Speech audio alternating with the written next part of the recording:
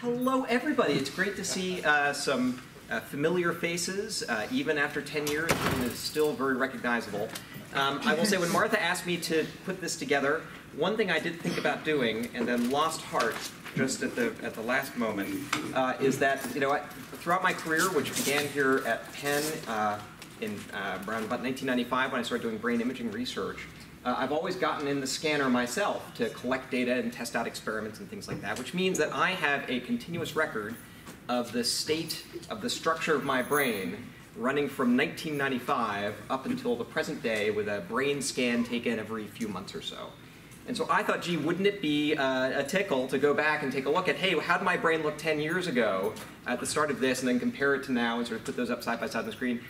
Dear readers, I just couldn't bring myself to expose the images. So all of us, there is a steady sort of thinning of the structure of the brain as you go along, and let me say, after 10 years, it is quite evident. So I'll just leave those to your imagination. Hopefully my remarks will not reflect too much atrophy over the course of the last 10 years. So my mandate was to try and give us a bit of an update on brain imaging methods, and what's been new or important or exciting in the field during that time, and I am equipped to do that. But before I got into that set of slides, I wanted to first poll you folks and see what you've seen over the last 10 years in the world of neuroimaging and functional neuroimaging results that you think is interesting or intriguing or representative of sort of a big change in the field. This could be like a splashy result that you noticed, or something that you've seen in the newspaper, or some diatribe you read about on Twitter, or anything. So anybody out in the audience have anything that they've noticed that they were curious to learn more about? Yes? FNIRS? FNIRS? FNIRS, so FNIRS. Sure, okay. I've seen it in a couple of different contexts, teaching and learning contexts that are. So this is mobile. Yes. It goes very shallow. It kind of just gives you really coarse measurements, but it allows you to do more ecologically correct. Okay, so absolutely, and this is so great. Thanks for bringing this up. The observation is about a technology that is seeing more and more use, called FNIRS, which is a way of putting light into the skull and measuring blood responses and changes in neural activity indirectly by that means. And I'd say it's one of a class of techniques that have been seeing steady development over the last 10 years. And in fact, Francis and I were chatting about this just in the moment before we began today. These are techniques that are designed to provide a measurement, an online measurement of brain activity in folks who are moving around and not strapped motionless down to a gurney inside a multi-ton scanner. And so I think that FNIRS is one example of this.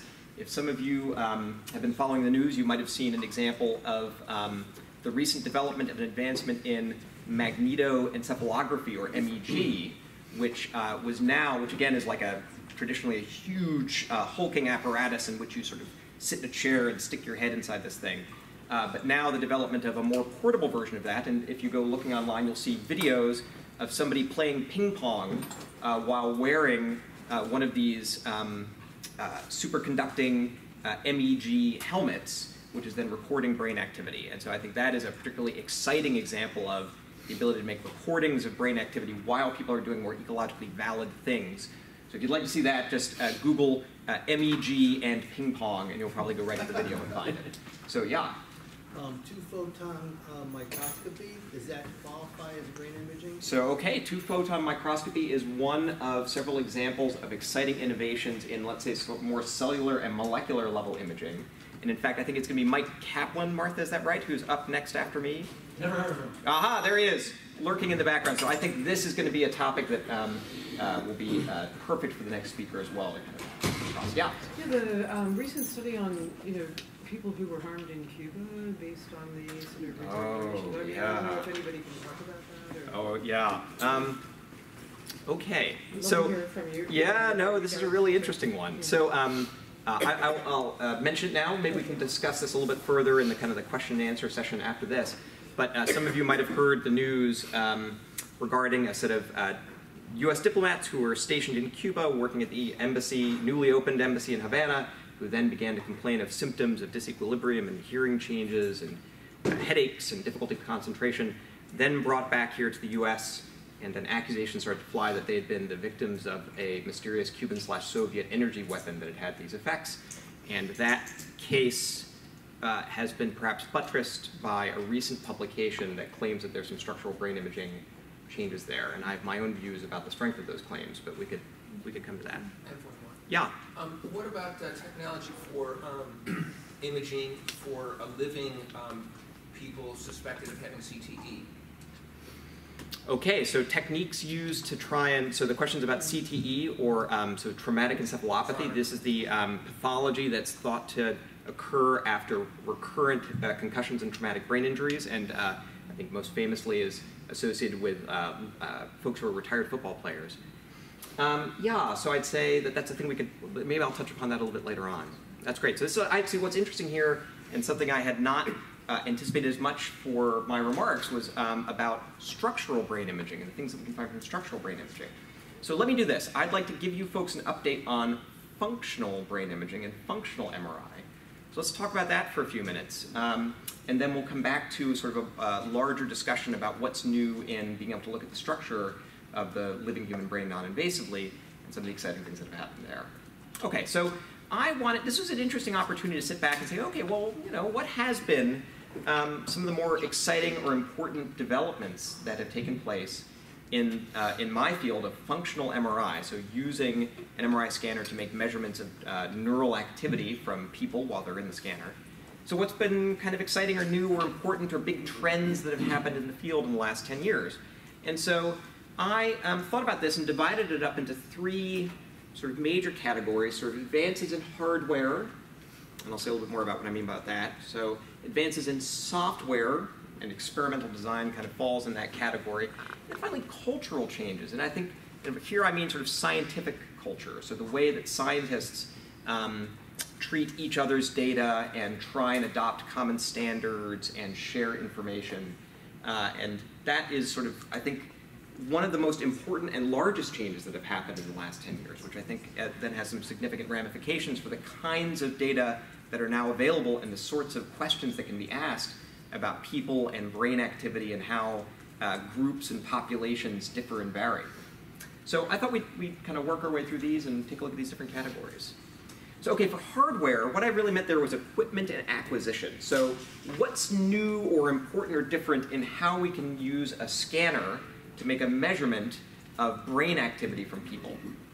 And so I just wanted to really quickly give you a refresher about how all of that works. But the key message that we're going to lead off with is this observation, and that is that the essential limits of physics and physiology remain. So as I'm sure you all remember with crystal clear clarity, when you attended boot camp from years ago, we went through a little bit the physics and physiology that give rise then to these images of the brain and measurements of neural activity.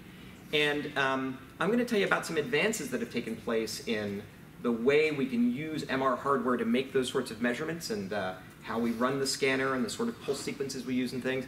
But at the very end of the day, we're still limited by the fact that we're making a measurement of blood changes, right? So changes in oxygenation in blood, and not making a direct measurement of neural activity. And while there's exciting things that are happening, you know, purely in the laboratory, if you take a slice of rabbit brain and you put it in a dish and you put it in a special kind of machine, maybe you can get a direct measurement of neural activity. But at least in people, what still rules the roost is this technique of blood oxygen level dependent functional MRI, which has some limitations of physics and physiology. So just to remind you, right, the way this stuff works, scanners, MRI scanners operate with magnets, which then those magnets have effects upon subatomic components of water molecules, specifically the protons that are contained within the nuclei of water molecules. The scanner then also uses radio waves to stimulate and have effects upon those protons that are inside the body, typically hanging around in water molecules, which is what we're mostly made of. And in particular, the interaction between the iron that's in blood and the protons that are in the water molecules is really what we're measuring using this technique. And super quickly again, You remember what we do is with a functional MRI scanner, you take a person, you slide them into this bore. The bore is a long wound coil of superconducting wire through which you put current and then create a very strong magnetic field. I'll have some more to say in a moment about how magnetic fields keep getting stronger and some of the consequences of that. But you put people inside this rather strong magnetic field, and while they're in there, that causes all the protons, which are contained within the hydrogen atoms that are part of water molecules, to line up with that magnetic field, and then you pulse in radio frequency energy to kind of get those protons to twitch a little bit, and then you measure the radio frequency of the energy that comes back from those protons. And all of that is subject to the effects of how much oxygen is at any moment connected to, is being carried by red blood cells. And so the consequence of this is that this fundamental system for how these measurements are made is really unchanged. So we're still just at the same place where at the end of the day, we get an image of the brain which is derived from a set of steps, which begins with neural activity. So someplace in the brain, neurons get more active or less active, and that has some changes on blood flow, which has some changes on local blood oxygenation within the tissue of the brain, which then changes this, let me just say, fairly subtle aspect of the physical measurement of protons and radio frequency energy, and we try and render all that as an image. So that is all kind of core the same. So that might suggest then that, boy, I guess nothing's gotten better in the last 10 years, right? Well, we've been pushing on it nonetheless. And I'd say the place that the biggest kind of push has taken place has been to try and push to ever higher magnetic fields. So as you provide a stronger and stronger magnetic field and make a bigger and a more powerful magnet, this allows you to get better spatial resolution per unit time of scanning. That is, you can measure smaller stuff in the brain more quickly if you have a stronger and a stronger magnet. How much stronger? Well, so just to kind of set the stage, the Earth's magnetic field is 25 microtesla, right? So Tesla is a unit of strength of measurement of a magnetic field. So 25 microtesla, that's planet Earth. A standard MRI scanner is a 1.5 Tesla scanner. So already we are orders of magnitude more powerful than Earth's magnetic field when you're dealing with a standard MRI scanner. And so back about 10 years ago when we were doing these boot camp discussions, most research was taking place on 1.5 Tesla scanners. That was sort of the standard out there. But, you know, some fancy places had already gotten themselves a so-called high field scanner, a 3 Tesla scanner.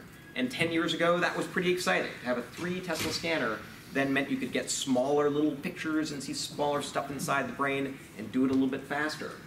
Well, and since that time, there has been so-called ultra-high field scanners, 7 Tesla scanners, right? And there are a handful of institutions around the world that have 7 Tesla scanners that let you go even a little bit faster and look at slightly smaller things.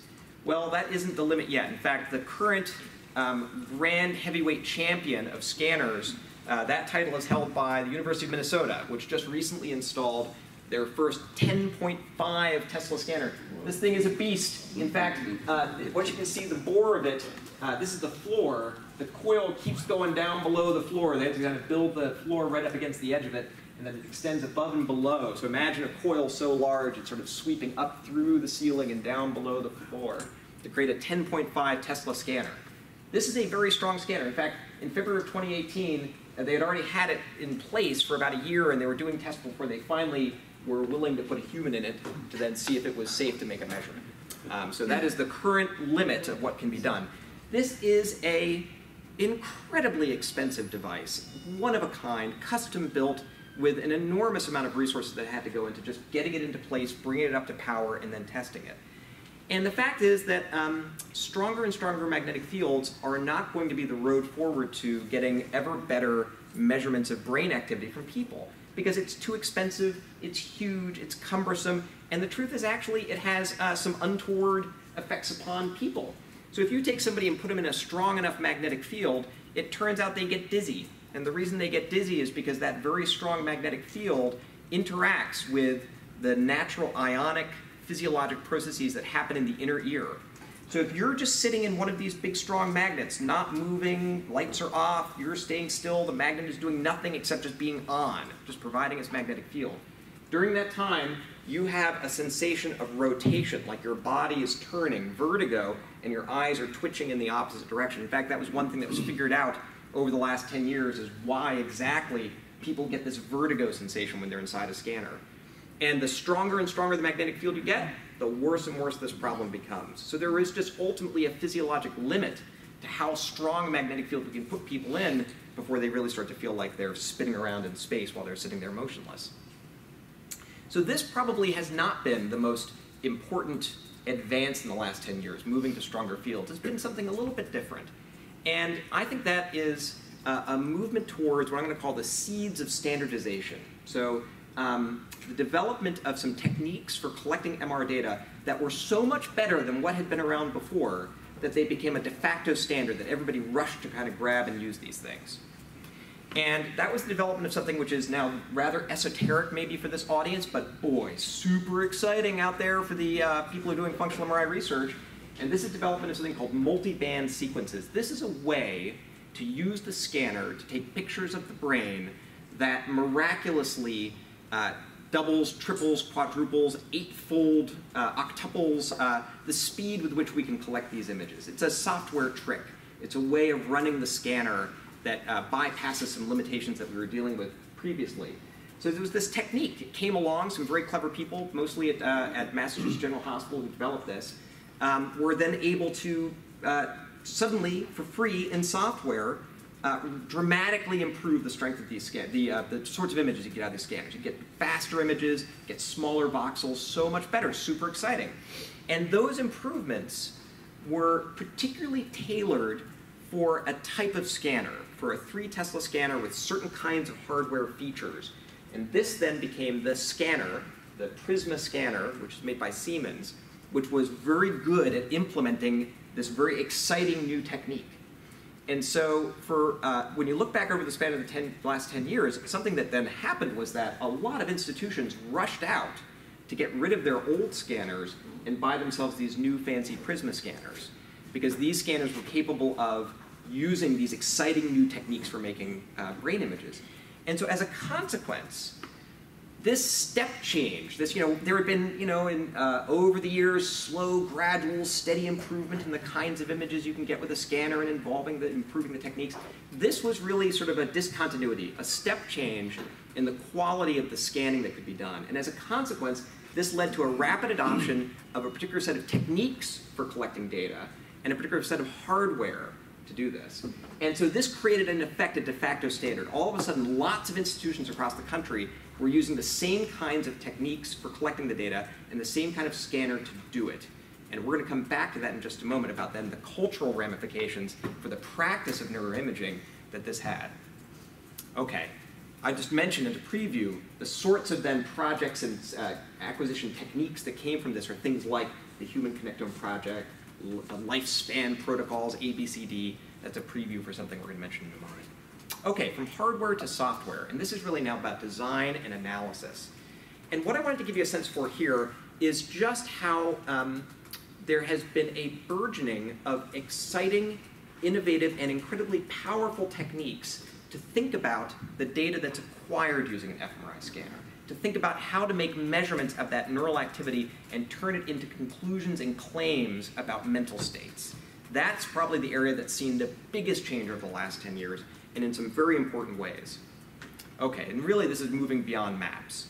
So what you folks might remember from all those years ago is that there was sort of a canonical sort of fMRI experiment that people would do. And the canonical sort of experiment is you take somebody, you put them in the scanner, and then you show them a time-varying stimulus. Maybe you turn the lights off, and then you turn the lights on, and then you turn the lights off, and on and off, back and forth and so.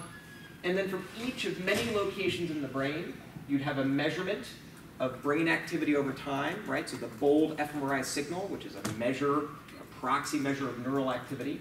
And so you'd see that there was a signal from there in the brain, and a signal from there in the brain, and a signal from there in the brain, one after the other. And then those signals, each signal would be independently analyzed to ask the question, hey, does that signal look like it was responding to that stimulus?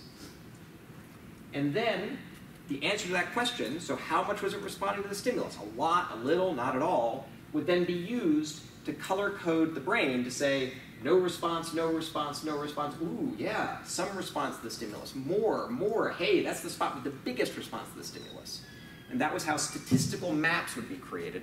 And really, 10 years ago, when boot camp started, this was sort of the main activity of science in this area, was presenting stimuli, making maps like this, and answering questions about where in the brain is there a response to a stimulus or a manipulation or a mental state, right? That's the way it started off. But let me just say, this now represents, while still an activity that, informs some neuroimaging papers and work that comes out, this now I think represents a minority of what's happening in the neuroimaging community, in the studies that are going on nowadays, because we have some exciting new ways of thinking about how to relate brain activity, these signals from different voxels, from points all over the brain, to some claims about mental states and behavior. Okay. So one, which I think was mentioned back in the boot camp, but was just at its, I think, earliest stages, is this idea of multivariate analysis or machine learning or classification. The idea here is that instead of taking each brain point signal, so the signal from each point in the brain, and considering each one of those independently, you instead say, oh, okay, I'm going to take this entire ensemble of signals and then feed them into a rather sophisticated computer algorithm, which has as the goal of distinguishing the entire pattern of brain activity associated with different mental states or with different groups or conditions. So if I take the entire pattern of activity over an entire region or an entire lobe of the brain or over the entire brain itself, can I use that pattern to tell whether or not someone is currently looking at pictures of bluebirds or pictures of robins? Or can I tell if they're looking at a familiar face or an unfamiliar face? Or if I show a bunch of stimuli or I have somebody in a certain kind of stimulus or experimental condition, can I tell whether or not they are depressed or not? Right? Are they from the group who is likely to respond to cognitive behavioral therapy or not? By then simply taking all of these data, maybe from many dozens or hundreds or thousands of people, and taking the pattern of activity, feeding it into a machine and saying, okay, this pattern that you just saw, machine, that's associated with a depressed person. And this pattern of activity you just saw, machine, that's associated with a non-depressed person. And if I give you thousands of examples of that, if I now grab, here's another person who I don't know if they're depressed or not, and I show you that pattern of activity, can the computer tell me accurately if the person is depressed or not? So that is sort of this multivariate analysis, machine learning classification approach. And I would say that over the last 10 years, this has become a really important technique within the field to try and use brain activity to then classify or assign labels to different groups or mental states. Okay? By the way, I'm happy to pause for questions at any point as we go along here, because we're going to be hitting some more examples of experimental design. So actually, you first, and then up here. Yeah. Thanks, Jeff. Was Marcel Just's work one of the people who was using this, who was using a computer to tell what people were thinking about bird, house, tool? Was he one of the people who was using this multivariate analysis in his work? I couldn't quite tell who it was you were referring to, but let me just say, for sure, this kind of thing has been used. Yeah, Marcel Just. Oh, Marcel Just. Oh, yes, of course. Yes. Yeah. Just so. Just so. Just so. And Jack Gallant, just so. too. Yeah, that's right. Jack Gallant. So these are names you might have been associated with this. Jim Haxby was, I think, an early, was one of the first folks to sort of say, hey, look at this. There's like something we can do here with these patterns of signals. Marcel Just, Jack Gallant, lots and lots and lots of other people. I have a bit of a vision bias in my recitation of the names of people who kind of do this work. But yes, that's right. And so what was revealed by this kind of thing was that, first off, information that we thought was inaccessible to an MRI scanner could actually be found in these patterns of signals. So, for example, properties of the coding of neurons, and the kinds of things that neurons care about, and the kinds of stimulus properties that they represent, well, those are represented at a very super tiny microscopic scale, right? The organization and architecture of the brain for representing some of that information is at a very tiny scale, really inaccessible to the coarse, clunking kinds of things that we can measure with an fMRI scanner. Oh, but wait, actually, if you pool enough information together and just take a little bit of a bias from any one point and add it all up, all of a sudden you can start to extract information that previously was hidden down at this microscopic level.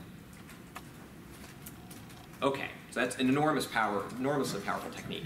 I will say that one thing that multivariate classification and related techniques, I just picked this one as the example, but it can deal with other things too.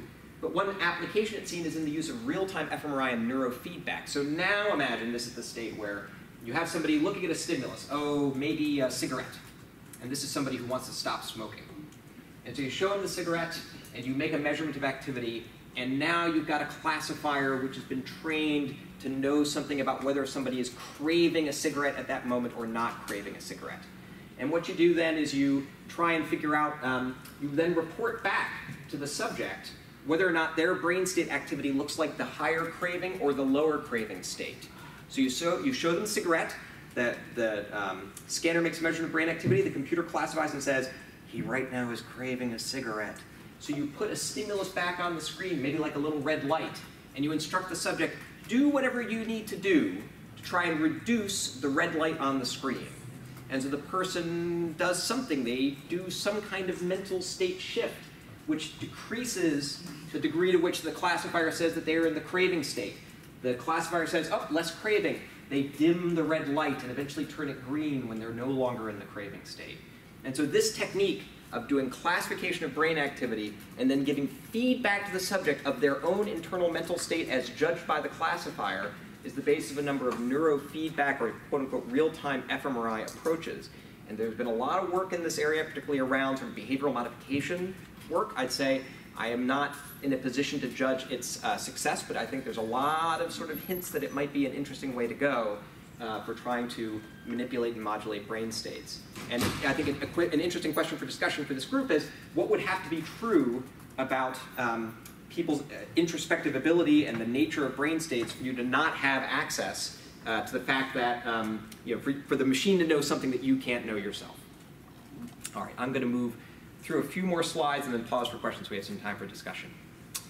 In my world, there's been a lot of real interest in developing what we call forward models. I won't spend a lot of time on this because this is chiefly of interest to nerdy vision scientist types and to decision scientists who want to build quantitative models that describe how a given set of stimuli or experimental conditions are converted into neural signals and describe that in terms of a quantified mathematical model. And that's been a very important development for neuroscientific work in the field. But what the main reason I wanted to mention this is to contrast it with another approach, which has been quite exciting, and there have been a number of papers that have examined this, which is instead of trying to do all the work of carefully writing down mathematical equations to describe how neural processing works and to try and create a mathematical description of the brain and perception, another approach is to throw a lot of computational hardware at it. And so convolutional neural networks are software entities, things that you can create on a computer, which have some brain-like properties, where you can give the neural network stimuli, and then the network provides an answer, and you say, either network, no, you got that right, or you got that wrong, and then the network tries to learn more accurate associations between the stimuli and the correct responses. So for example, this is the kind of technology that's behind the ability of Google software to identify pictures that have a cat in it. Right? So you take enough pictures on the internet, and you train this piece of software to recognize, to say, yes, there is a cat, no, there isn't a cat. Eventually, the software will learn cat-like features from the images that allow it to make this determination. And so a fair bit of work has been going on wherein you take a convolutional neural network like this and you treat it like the subject. You present the same stimuli, basically, to the person and to the neural network. And then you ask, hey, if I compare the output of the neural network at some level, how much does it look like what the brain was doing? And this is a way to try and get some leverage on the question of, are these neural networks behaving in a brain-like, human brain-like kind of way? And is it the case that I can describe sort of the processing that's happening as you move through the brain in a way similar to what's happening in a neural network, or these levels of processing of information? Okay. And then finally, network analysis. So this is something you're going to be hearing more about. I think John Medaglia is going to be giving a lecture about this coming up. So just to put these kinds of designs and experiments in the context of the rest of this talk and to prepare you for John. So this is an approach in which you take these signals from different points in the brain, and now you start comparing the signals to one another. And you say, hey, how similar is the signal from this point in the brain to this point in the brain? And is this signal over here quite dissimilar from the other two? And so you can make some measurements of how similar one signal is to another, one point of the brain is to another. So is this point of the brain acting a lot like this point in the brain or this point in the brain? And from that, you can create these so-called network representations or graph theoretic representations. How similar are these different points of the brain together? In effect, I think using casual language, you could say, how well connected to one another are they? And so this kind of measurement or representation of the brain takes an enormous amount of complexity and measurements from all over the brain at lots of different points and summarizes it in sort of a connected graph that represents kind of the brain state of a person. And those connected graphs then themselves can be subject to questions where you try and characterize the state of that graph network and summarize into different ways. I will say that this sort of approach really lends itself now to presenting at the front end not lights on, lights off and structured stimuli, but now really unstructured naturalistic stuff. You put people in the scanner and you have them watch movies, or you put people in the scanner and you have them daydream. And then you make a measurement of how the different parts of the brain are communicating with one another and represent that state in one of these graph theoretic networks. And then you ask, okay, is there a difference between depressed people and non-depressed people in this sort of communication within the brain that's happening, say, during a daydreaming state? So that's the kinds of questions that are being asked using these network analysis naturalistic approaches. And a key component that makes this work possible is taking the brain and parcellating it. So dividing the brain up into different little functional units and saying, okay, this unit is distinct from this unit, basically cleaving nature at its gyral joints and trying to break the brain up into little chunks and then say each chunk is a functional unit and here's how these chunks are communicating with one another. So what defines similarity in that kind of context or distinctions? Yeah, that's right. So what does it mean to be similar? So at the I think entry level, you could imagine I've recorded a signal over time from one place in the brain, and I've recorded a signal over time from another place in the brain, and I'm now going to ask what's the correlation between those two signals. So it's correlation. That would be an entry level, but let me say the techniques become quite complicated beyond that sort of initial sort of approach. But I think they all are derived from the same spirit, which is what's similar in the signals between these different locations. I wanted to close with just a couple slides about culture. So, and this is all about data and platforms. And the big idea here is that there's been increasing adoption of standards for data analysis, acquisition, and sharing during this time. And this has led to things like the Human Connectome Project and the so-called ADNI, which is the Alzheimer's Disease Neuroimaging Initiative, and other large database sets. So the big idea here is that now with some standardization for hardware that people tend to use and ways of collecting data, that now means that different institutions that study a population of people can contribute their data into a large database. And there have been both informal and then government-led formal efforts to collect together in one place vast amounts of data from hundreds of people, from thousands of people. In the case of the UK Biobank, tens of thousands of people worth of data. And then not just into neuroimaging data, but lots of other measurements about them. Personality inventories, height and weight, medical history, family history. One of these studies has involved scanning a whole bunch of twins and then having measurements made simultaneously from a large population of monozygotic, dizygotic twins, as well as siblings who are not twins. And then using that to try and tease apart the genetic influence upon some of these measurements. So a really huge change in the last 10 years has been the accumulation of massive databases of tens of thousands of subjects, all studied with similar sorts of MRI techniques. And then along with that has come then tools, software tools, and methodologies that have sort of been shared amongst scientists for then the common analysis of these data.